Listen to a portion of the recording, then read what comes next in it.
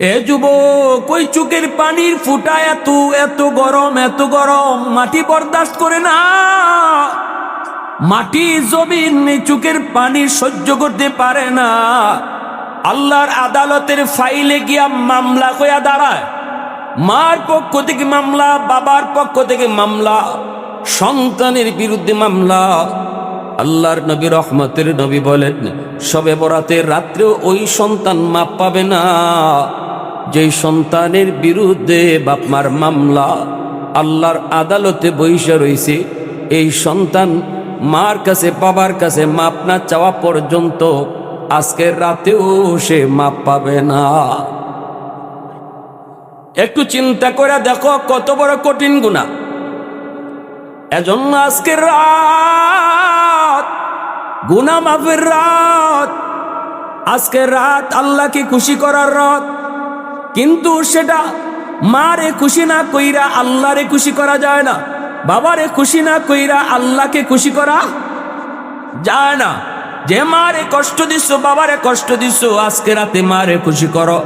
বাবারে তুমি যায় খুশি করো, যায় মার হাত ধরে মাপ চাও, বাবার পা ধরে মাপ চাও। জানি না আগামী রমজান কার হায়াতে আছে, কার হায়াতে নাই। এই শবে বরাত পাওয়ার পর আগামী বছর এই শবে বরাতে কে থাকে কে না কেউ জানি না।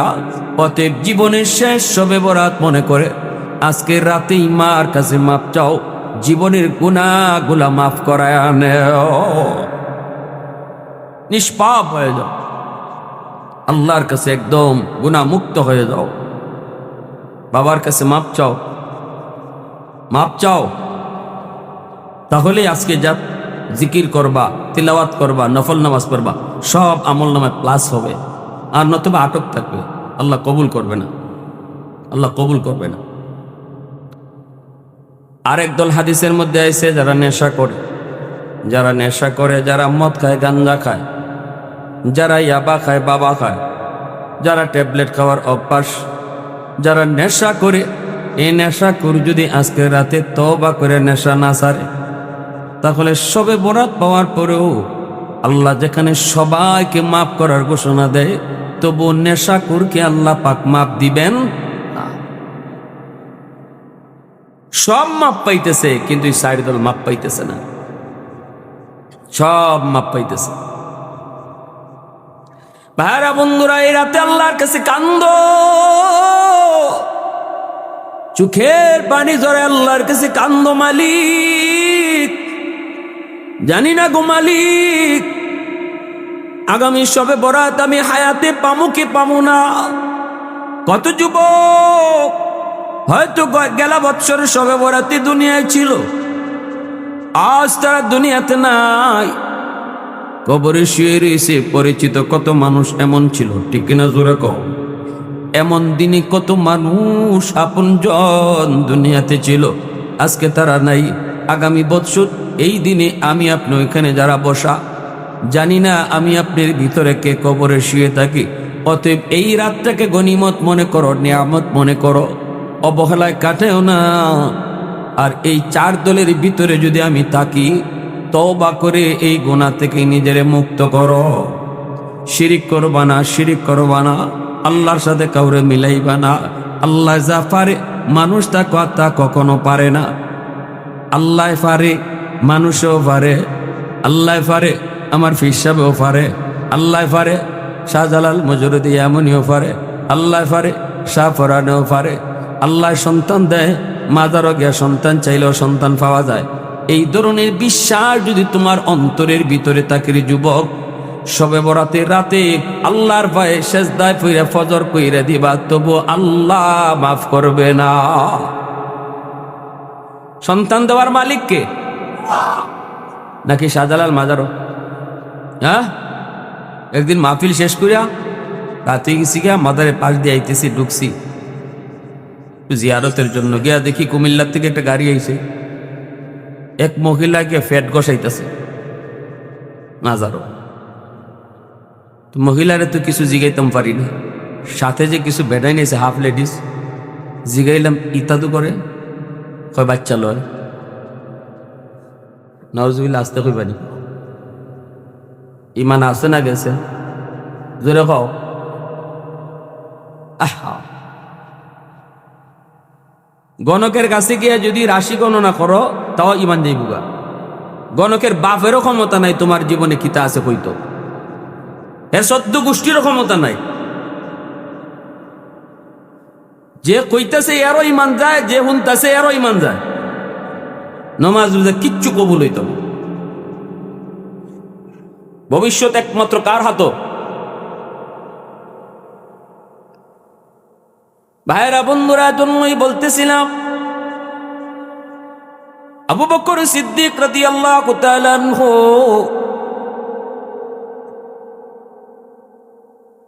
আবু বকর সিদ্দিক রাদিয়াল্লাহু তাআলা আনহু উমর ফারুক রাদিয়াল্লাহু তাআলা আনহুকে ডাক দিয়া বলতেছেন, ভাই উমর, তোমার জিন্দেগির নেকি আমার জীবনের চেয়ে অনেক বেশি। হযরত ওমর বলতেছেন, ভাই আবু বকর এটা কেমনে বললেন? আমি তো মোটেও বুঝি নাই। আপনি হলেন উম্মতের ভিতরে সবচেয়ে বড়, নবীর পরে আপনার মর্যাদা, উম্মতের ভিতরে সবার উপরে হলো আপনার স্থান। আমার জীবনের নেকি আপনার চেয়ে বেশি হয় কেমন করে? সিদ্দিকে আকবর বলেন, ভাই ওমর, আমি তো নিজে বলি নাই, আমি আমার থেকে কথাটা বলি নাই। তুমি ওমরের জীবনের নেকি যে আমার চেয়ে বেশি, এটা আল্লাহর কোরআনের আয়াত দলিল। আল্লাহু আকবার, জোরে কও। আল্লাহর কোরআনের আয়াত দলিল। আল্লাহর কোরআনে আয়াত বলে তুমি ওমরের জীবনের নেকি আমার চেয়ে বেশি। সাথে সাথে হযরত ওমর চুপ হয়ে গেলেন। হযরত ওমর বলতেছেন, ভাই আবু বকর, এটা কেমন কথা? আল্লাহর কোরআনের কোন জায়গায় আমি ওমরের নেকির কথা আল্লাহ বলছে? আর আল্লাহর কোরআনের কোন জায়গায় আমি ওমরের জীবনের নেকি নিয়ে আলোচনা হয়েছে? এই কথা বলতেই হযরত আবু বকর বলেন, আল্লাহর কোরআনের আয়াত হলো ইল্লা মান তাবা ওয়া আমানা ওয়া আমিলা আমালান সালিহা ফাউলাইকা ইউবাদদিলুল্লাহু সাইয়্যাতিহিম হাসানাত। আল্লাহ পাক এই আয়াতের ভিতরে বলছেন, যারা তওবা করবে, ঈমান আনবে, নেক আমল করবে, আমি আল্লাহ তার জীবনের যতগুলা নেকি আছে, যতগুলি গুনাহ আছে, সবগুলি গুনাহকে আমি নেকি দ্বারা বদলায় দিব। এর উমর, তওবার দ্বারা যদি আল্লাহ গুনারে নেকি বানায় দেয়, এটা আল্লাহর ঘোষণা। আল্লাহু আকবার, জোরে কও। তওবার দ্বারা আল্লাহ জীবনের পিছনের গুনাহ যা আছে এই সমপরিমাণ গুনাহের সমপরিমাণ নেকি বানায় দেয়। এই যদি আল্লাহ পাকের ঘোষণা হয়, তাহলে তুমি উমর বলো, তোমার জীবনে ইসলাম গ্রহণ করার আগে তোমার জীবনের গুনাহ আমার সমান না বেশি?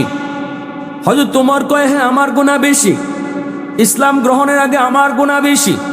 আবু বকর সিদ্দিক বলে, ভাই উমর, এই কথার ভিতরে তুমি একমত, আমিও একমত, সকলেই একমত। এখন তওবা করার কারণে আল্লাহ পাক তো তোমার সবগুলি গুনারে নেকি বানায়া দিছে। আগে যেমন গুনাহ ছিল আমার বেশি, এখন তো নেকিও হয়ে গেছে আমার চেয়ে বেশি। আল্লাহু আকবার, জোরে কও। এই কলা বলা মাত্রই উমর চুপ হয়ে গেলেন। কারণ আল্লাহর কোরআনের আয়াত যখন সামনে চলে আসবে, তখন আর আমার আপনার যুক্তি চলবে না। আমার আপনার যুক্তি ততক্ষণ যতক্ষণ কোরআন পাবো না, আমার আপনার যুক্তি ততক্ষণ যতক্ষণ হাদিস পাবো না। যখনই আমরা আল্লাহর কথা, রসুলের কথা পাবো, তখন আমার যুক্তি বাতিল, আমার পণ্ডিতি বাতিল। আমি যত বড় পণ্ডিত হই, আমার পণ্ডিতি যেখানে শেষ, এখান থেকে আমার রসুলের কথা শুরু। কেনা জোরে কও।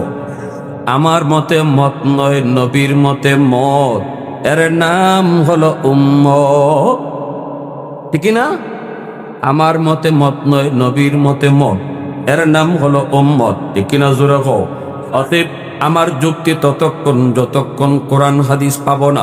যখনই আমি কোরআন হাদিস পেয়ে যাব, আমার যুক্তি বাতিল, এর নামে হলো মুসলমান। হযরত ওমর চুপ হয়ে গেলেন। কারণ আল্লাহর কোরআনে আয়াত দিয়ে আবু বকর দলিল দিয়ে দিছেন। ওমর চুপ হয়ে গেলেন। কথাও সত্য, ইসলাম গ্রহণের আগে ওমরের জীবনে গুনাহ বেশি। ওমর তো সেই মানুষ, যেই মানুষ আমার নবীর মাথা আনার জন্য বের হয়েছিলেন। ঠিক না?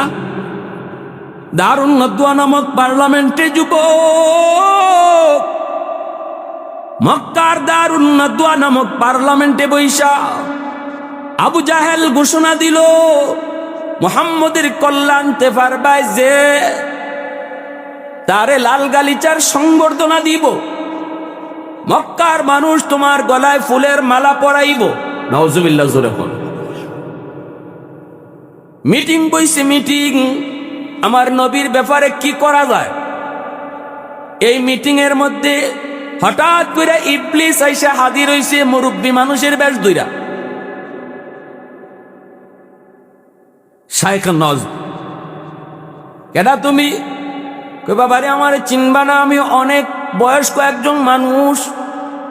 আজকে তোমরা যেই বিষয় একত্রিত হয়েছ, এই বিষয়টাতে আমিও দুই একটা পরামর্শ দিব, কারণ আমার বয়স বেশি, অভিজ্ঞতাও বেশি।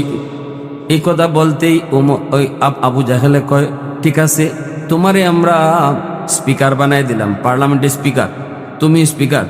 ইবলিসরে স্পিকার বানাই দিছে। সংসদ নেতা হইছে আবু জাহেল। আবু জাহেলে কয়, আজকের এজেন্ডা শুধু মুহাম্মদ, কি করা যায়? একজনে কয়, বন্দি করে লাও। ইবলিসে কয়, দুধ মিয়া, তোমার মাথার তুই নেই, মুহাম্মদের বন্দি করে তুমি রাখতে পারবা? বন্দি করে রাখতে পারবা? মুহাম্মদের ভক্তবৃন্দ, আত্মীয় স্বজন যারা আছে মক্কার, সবে আইয়া তোমার একবারে কারাগার ভাঙ্গে লই যাব। আরেকজনে কয়, আমরা অন্য দেশে পাঠাই দিলাই, আমাদের দেশ থেকে বাইরে করে দেয়া দেই। ইবলিসে কয়, এটা হইতো না, যেই দেশে যাইব এই দেশের মানুষের সবরে আবার নিজের দল লইয়া তোমরা যে বাইর করছিলাই, তোমরা জাল মিটাইব, সবে মিল্লায় আক্রমণ করব। অতএব এটা হইতো না। এমনি আবু জাহেলা কয়, মাননীয় স্পিকার আপনি কোন? তাইলে আপনি কোন বুঝা যাইতেছে, আমরা বুঝছি আপনার মাথায় অনেক বুদ্ধি আছে। এমনি ইবলিসে কয়, আমার সিদ্ধান্ত হলো মুহাম্মদকে কতল করা। নাউজুবিল্লাহ জোরে কও। আবু জাহেল কয়, এটাই সর্বসম্মতিক্রমে গৃহীত হয়ে গেল, মুহাম্মদকে কতল করা হবে। নাউজুবিল্লাহ জোরে কও। আমার নবীকে হত্যা করার ষড়যন্ত্র চলল দারুন নদওয়া নামক পার্লামেন্টে। নবী তো শুধু নবী না, নবী কার বন্ধু? বন্ধুরে হত্যা করার ষড়যন্ত্র পাশ হয়ে গেছে সংসদে, আর আল্লাহ নীরব বই থাকবো? জোরে মাতো। হ্যাঁ, সব আল্লাহ সইতে পারে, কিছু কিছু জিনিস আল্লাহ সয় না। সব জায়গাতে আল্লাহ ডিল দেয়, কিছু জায়গাতে আল্লাহ ডিল দেয় না। ঠিক কিনা জোরে কও। কিছু জায়গাতে আল্লাহ নগদও ধরে। আমাকে সরকারের, যদিও বিগত সরকারের 16 বছর দেলাইছে আল্লাহ, ঠিক না নি? তবে আমরার কাছে 16 বছর, তো আল্লাহর কাছে তো কোনো বছরই না, আল্লাহর কাছে 1 মিনিটও না। ফেরাউনে 350 বছর জুলুম করলো, এরপরও আল্লাহ দলল না। 350 বছর পরে আল্লাহ দলল, পানিতে চুবাইয়া মারলো। আর আমরা তো মনে মনে কই, যাই রে হায়, আল্লাহ কি দেখে না? আল্লাহ কয়, আমি তো সবই দেখি, কিন্তু একটু ডিল দেই, দেখি দেখি দেখি আমার বান্দায় বুঝে নিলায়, বুঝে নিলায়, বুলটানি বুঝালায়, বুলটানি বুঝালায়। এরপরে যখন পাপ বালিক হয়ে জায়গা পাবাইনি না হয়, তখন আল্লাহ আচার দেওয়া দেয় না, তখন খাইবার টাইমও দেয় না, গরো হামাইবার টাইমও দেয় না, নেতা হলে কইবার টাইমও দেয় না। ঠিক না নি? আমরা বাইনা যুগে পুলিশে মারি ডিলটা ফুলা পান্ডে, যে সময় আমাকে প্রধানমন্ত্রী দেশ থেকে বাগে, অথচ এই টাইমে না মারলেও পারতো, কারণ তাই কিন্তু এই সময় বাগনের ফটো, ঠিক না নি? না মারলেও পারতো। পরে যখন হইছে সুন্নি যে জায়গা আমরা হইছে, যদি একটু ইশারাতে যাইতো তাকে আর আমরা গুলি করিনি। এটার অর্থ হইল আল্লাহ কয়, আমি ধরি না ধরি না, যখন ধর্ম তখন তোর খইবার টাইম দিতাম, পুত্রে ফোন দেওয়ার টাইমও দিতাম না, খাইবার টাইমও পাইতাই না, আগুন লাগবে। আল্লাহ পাক রব্বুল আলামিন বইয়ে থাকতো না, আল্লাহ পাক রব্বুল আলামিন ধরব। এই সময় আবু জাহেল সংসদের মধ্যে উঠে কইতেছে, কেডাই পারবাই মুহাম্মদের কল্যাণ তাই।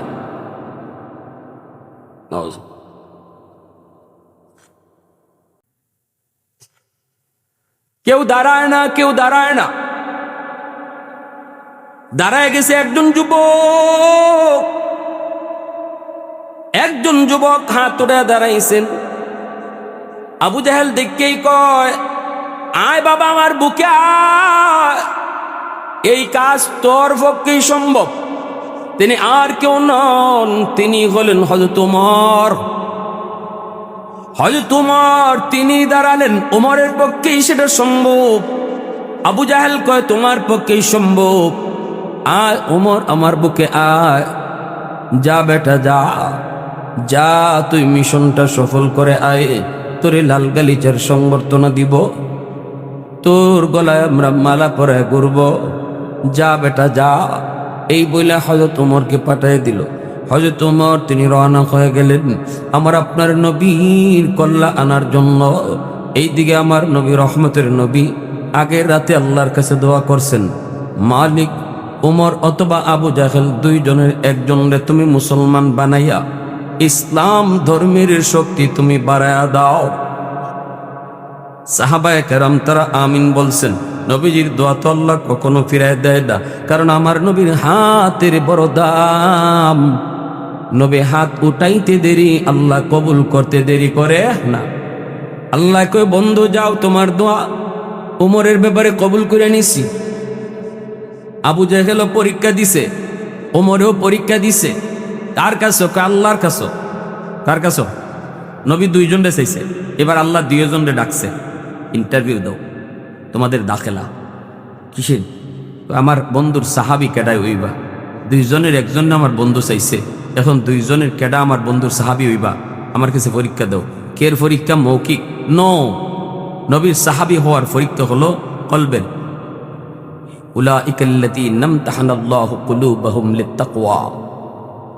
আমরা দুনিয়ার পরীক্ষা দিই লিখিত মৌখিক, কিন্তু সাহাবি কেডা হইব এই পরীক্ষা আল্লাহ নেয়। সুবহানাল্লাহ। এই পরীক্ষা কে নেন? আল্লাহ নেন। কিসের পরীক্ষা? কলবের পরীক্ষা, দিলের ভিতরে তোমার দিলটা কেমন।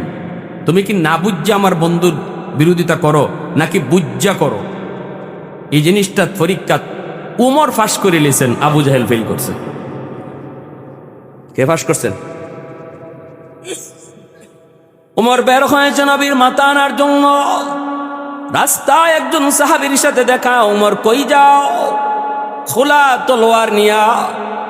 ওমর কই মুহাম্মাদের কল্লা আনার জন্য।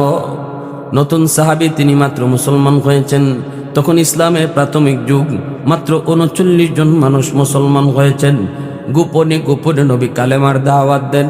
ওই অবস্থায় সাহাবী বলতেছে, ওমর তুমি যে মুহাম্মাদুর রাসূলুল্লাহর কল্লা আনতে যাইতেছ, আগে নিজের ঘরের খবর নেও। কয় আমার ঘরের আবার খবর কি? কয় তোমার বোন আর ভগ্নিপতি এরা দুইজন মুসলমান হয়ে গেছে। কও কি তুমি? উমরের গুসা এখন আরো দ্বিগুণ বেড়ে গেছে, রক্ত মাথা দুইটা গেছে। আমার বোন কালেমা পড়ে মুসলমান হয়ে গেছে। কয় কি? সাথে সাথে উমর নবীর কাছে না গিয়া বোনের বাড়ির দিকে রওনা দিলেন। যায় দেখেন বোনের দরজা লাগানো, ভিতরে কোরআন তেলাওয়াতের আওয়াজ শোনা যায়। একজন সাহাবী বোন আর ভগ্নিপতি দুজনকে কোরআন শিখাইতেছেন, কোরআন পড়াইতেছেন। দরজার পাশে যাইয়া যেই মাত্র ওমর ডাক দিল, দরজা খুলো। ভিতরে কে? বোন টের পেয়ে গেছেন ওমরের কণ্ঠ। উস্তাদ যিনি ছিলেন কোরআন পড়াইতেছেন, ইনি তাড়াতাড়ি লুকাই গেছেন। দরজা খুলতেই ওমর ঢুকে ভগ্নিপতির মায়ের শুরু করলেন। এমন মায়ের মারতে মারতে রক্তাক্ত করে ফেলছেন। বোন আইসি ফিরানোর জন্য বোনকেও মারছেন। বোনের মাথা ফেটে গেল, রক্ত বের হতে লাগলো। এই রক্ত হাতে নিয়ে বোন আইসা বলতেছে, ভাইয়া তুমি যেই বাপের পোলা, আমি এই বাপের মাইয়া। আল্লাহু আকবার, জোরে খাও। ভাইয়া তুমি যেই বাপের পোলা, আমি ওই বাপের মাইয়া। রক্ত আমাদের এক রক্ত। যদ্দুর রাগ তোমার গায়ে, একদূর রাগ আমার গায়েও, ঠিক কিনা? জোরে খাও। যদ্দুর সাহস তোমার বুকে, একদূর সাহস আমার বুকেও। শহীদ করে ফেলতে পারো, জীবন দিয়া দিতে পারি, তবু কালেমা ছাড়ব না। এই কথা বলা মাত্রই উমরের রক্ত ঠান্ডা হয়ে গেছে। ওমরের রক্ত ঠান্ডা। এবার ওমর মায়ের বন্ধ করে কয়, বোন রে কি কইলি? এমন কালেমা পড়ছ জীবন যাবে, কালেমা ছাড়বে না। এমন কোরআন শিখছো যে কোরআন ছাড়বে না, জীবন যাবে। তাহলে কোরআনটা একটু আমার দেখাতো। এই কোরআনের মধ্যে এমন কি জাদু, এই কোরআনের ভিতরে এমন কি জাদু, আমার একটু দেখা। সাথে সাথে বোন কয়, তুমি পবিত্র হও। পবিত্র হওয়ার পরই বোন আল্লাহর কালামের কিছু আয়াত তিনি শুনে দিলেন পবিত্র কোরআনের। তোহা তোহা মা আনজালনা আলাইকাল কুরআন লিতাশকা। আল্লাহর কোরআনের কিছু আয়াত যখন হযরত ওমর পড়তে লাগলেন, শুনতে লাগলেন, সাথে সাথে ওমরের দিল পরিবর্তন করে দিল কে? একটু আওয়াজ দিয়ে বলো না কে? ওমরের দিল নরম করে দিল কে? ওমর সাথে সাথে চোখের পানি ঝরায় আর কান্দে আর কয়, বোন রে আমারে মাফ কর, আমি অন্যায় করে ফেলেছি, আমি অনেক বড় জুলুম করে ফেলেছি, আমি তোদের গায়ে হাত তুলে বহুত বড় অন্যায় করে ফেলেছি। এই কালাম তো মানুষের কোনো কালাম হতেই পারে না, এটা মানুষের কোনো তৈরি কথা হতেই পারে না। এই কথাগুলি আমার খালিকার মালিকের কথা। আল্লাহু আকবার জোরে কও। মানুষের কোনো কথা এত সুন্দর হতে পারে না। তাড়াতাড়ি আমাকে নবীর দরবারে নিয়ে চলো। আল্লাহু আকবার জোরে কও। তাড়াতাড়ি আমাকে নবীর দরবারে নিয়ে চলো। উস্তাদ যিনি লুকাইছিলেন ডরায় তিনি বের হয়ে গেছেন। বের হয়ে বলতেছেন, ওমর আমার বুকে আও, গত রাত নবী তোমার জন্য আর আবু জাহেলের জন্য নবী দোয়া করছেন। এখন আমি বুঝতেছি মালিক তোমার ব্যাপারে দোয়া কবুল করে নিছে। फारूक तेरा नाम से इस्लाम रहेगा, फारूक तेरा नाम से इस्लाम रहेगा, दुनिया की अदालत में तेरा नाम रहेगा, दुनिया की अदालत में तेरा नाम रहेगा, सिद्दीक तेरा नाम से इस्लाम रहेगा, दुनिया की सदाकत में तेरा नाम रहेगा, दुनिया की सदाकत में तेरा नाम रहेगा, उस्मान तेरा नाम से इस्लाम रहेगा, दुनिया की सखावत में तेरा नाम रहेगा, दुनिया की सखावत में तेरा नाम रहेगा। মুসলমানের আওয়াজে বলো আল্লাহু আকবার। এই যুব সংঘের নাম হলো হযরত ওমর রাদিয়াল্লাহু তাআলা আনহু ইসলামী যুব সংঘ। খুব খুশি হয়ে গেছি এই সংঘের নামটা শুইনা, এজন্য এই প্রসঙ্গটা আমি টানতেছি। এ যুবক, হযরত ওমরকে নিয়ে নবীর দরবারে নোয়ানা। ওমরকে দেখা মাত্রই সাহাবায়ে কেরাম তলোয়ার নিয়ে দাঁড়ায় গেছেন।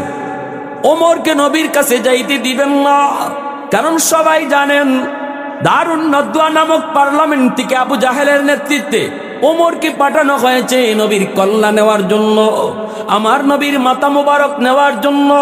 সবাই এই কথাটা জানতেন। ওমর তলোয়ার হাতে নিয়ে আসতেছে, কোনোভাবেই ওমরকে নবীর কাছে আসতে দেয়া যায় না। সাহাবায়ে কেরাম দাঁড়ায় গেলেন, আমির হামজা দাঁড়ায় গেলেন, সবাই দাঁড়ায় গেলেন, ওমরকে আসতে দেওয়া যাবে না। কিন্তু আমার নবী, মায়ার নবী মুস্কি হাসি দিয়া কয়, সাহাবীরা তোমরা ওমরকে আটকায়ও না, আটকায়ও না, ওমরকে বাধা দিও না, ওমরকে আমার পর্যন্ত আসতে দাও। সবাই চুপচাপ দাঁড়ায় গেলেন। মনের ভিতরে ভয়, সবার মনের ভিতরে ভয়। ওমর না জানি নবীর কাছে গিয়ে কি করে। ওমর তো অনেক উশৃঙ্খল, ওমর তো অনেক রাগী, ওমর তো অনেক সাহসী। ওমর নবীর পাশে গিয়ে নবীর কোনো ক্ষতি করে কিনা সবাই দাঁড়ায় আছেন, কিন্তু আমার নবীর মনে বিন্দু পরিমাণ ভয় নেই। আল্লাহু আকবার। কারণ নবী তো ইশারা পাইছে, মালিক জানিয়ে দিছে, বন্ধু তোমার দোয়ার উসিলায় আমি ওমর রে কবুল করে নিছি। আমার নবী তো জানেন, নবী তো জানেন, নবী তো জানেন। নবী ডাক দেয়া কয়, সাহাবীরা ভয় পেও না, ওমর আমার মাথা নিতে আসে নাই, বরং উমরের মাথা আমার ফার তলে দিতে আইতেছে। আল্লাহু আকবার জোরে কও। নবীজির পাশে আইসা ওমর তলোয়ারখানা নবীর কদম মোবারকের সামনে রেখে দিয়েছেন। চোখের পানি ঝরায় ওমর কান্দে, চোখের পানি ঝরায় কান্দে আর কয় নবী গো, ওগো নবীজি ভুল করেছি, অন্যায় করেছি, এতদিন আপনার বিরোধিতা করেছি, বুঝি নাই, চিনি নাই, আর দেরি করতে চাই না। এসেছিলাম আপনার মাথা নেওয়ার জন্য, এখন আমার মাথাটাই আপনার ফার তলে দিয়া দিলাম। আল্লাহ নবী রহমতের নবী টান দিয়া বুকে জড়ায় নিয়েছেন। নবীজি বুকে জড়ানো মাত্রই সাহাবায়ে কেরাম নারায়ে তাকবীরের আওয়াজ উঠাইছেন। সাহাবীদের নারায়ে শুইনা আকাশের ফেরেশতাদের মধ্যে নারায়ে তাকবীর শুরু হয়ে গেল, আওয়াজ মুখরিত হয়ে গেল, আল্লাহু আকবার, আল্লাহু আকবারের আওয়াজ। ওমর কালেমা পড়ে মুসলমান হয়েছে। সাহাবায়ে কেরামের ভিতরে সাহস বেড়ে গেল, ইসলাম যেন অনেক শক্তিশালী হয়ে গেল। কালেমা পইরে ওমর ডাক দিয়া কয় নবী গো, এতদিন পর্যন্ত কালেমার দাওয়াত গোপনে গোপনে হয়েছে, কালেমার দাওয়াত গোপনে গোপনে হয়েছে, আজ থেকে আর গোপনে গোপনে নয়, আজ থেকে কালেমার দাওয়াত হবে ওপেন খোলা ময়দানে। কারণ ওমর কালেমা পড়ে মুসলমান হয়েছে, আর গোপনে গোপনে নয়, প্রকাশ্যে কালেমার দাওয়াত হবে। ওগো নবীজি আরেকটা কথা জানতে চাই, নামাজ কোথায় পড়তে আপনার মন চায়? নবী কয় নামাজ পড়তে তো মন চায় খানায় কাবায়। ওমর কয় কেন পড়েন না? কয় ভয়। হযরত ওমর কয় নবী গো, আজ থেকে আর ভয় নাই, এখন থেকে নামাজ আল্লাহর ঘর খানায় কাবায় হবে। খানায় কাবায় গিয়া নামাজ আদায় হলো। মক্কার কাফির কুফফার গুলা তাকায়া তাকায়া দেখতেছে নবীকে নিয়ে ওমর খানায় কাবার সামনে, ওই অবস্থায় নামাজ শেষ হলো। ওমর কয় নবী গো, ওগো নবীজি, আমি মক্কার রাজপথে কালেমার মিছিল করব। আল্লাহু আকবার জোরে কও। মক্কার রাজপথে কালেমার মিছিল করব। নবী বলতেছে ওমর কোথ থেকে মিছিলটা শুরু করবা, কোন দিকে যাইবা? ওমর কয় কালেমার মিছিল শুরু হবে আপনার পা মোবারক থেকে, আর লং মার্চ করবে ওই সংসদের দিকে, যেই সংসদ থেকে আমাকে পাঠানো হয়েছিল। আল্লাহু আকবার জোরে কও, আর জোরে আল্লাহু আকবার। ওয়াহদাতি কি হিফাজত নেহি বেকুওতে বাজু, वहदत की हिफाजत नहीं बेकुवत बाजू, आती नहीं कुछ कमी हक़ल खुदा दार, आती नहीं कुछ कमी हक़ल खुदा दार। ऐ मर्द खुदा तुझको कुव्वत नहीं हासिल, जा बैठ किसी गार में अल्लाह का करिया, ये सच है कि बातिल की तरफदार नहीं हम, गद्दार न समझो गबे गद्दार नहीं हम, गद्दार न समझो गबे गद्दार नहीं हम। मुसलमाনের আওয়াজে বলো আল্লাহু আকবার। কালেমার মিছিল শুরু হয়ে গেল। মিছিলের নেতৃত্ব দিতেছেন ওমর, কালেমার পতাকা ওমরের হাতে। মক্কার রাজপথে কালেমার মিছিল শুরু হলো। আবু জাহেল, উতবা, সাইবা, এমনকি ইবলিস মানুষের সুরত দূরে স্পিকারের আসনে বৈশা অপেক্ষা করে ওমর মুহাম্মদুর রাসূলুল্লাহর মাথা নিয়ে আসবে। সবাই তো অপেক্ষায় আছে, অপেক্ষায় আছে। হঠাৎ করে সবাই শুনতে পেল বাহিরে একটা মিছিলের আওয়াজ। আবু জাহেল কয় কি রে, মিছিলের আওয়াজ শোনা যায়, একটু দেখতো কি দিয়া। একজনে দেখে দৌড় দিয়াইছে, আইয়া পুরা খাফতাছি, পুরা জান যায় যায় অবস্থা, হাঁপাইতেছে হাঁপাইতেছে। কয় কি হয়েছে? কনা কয় উস্তাদ খবর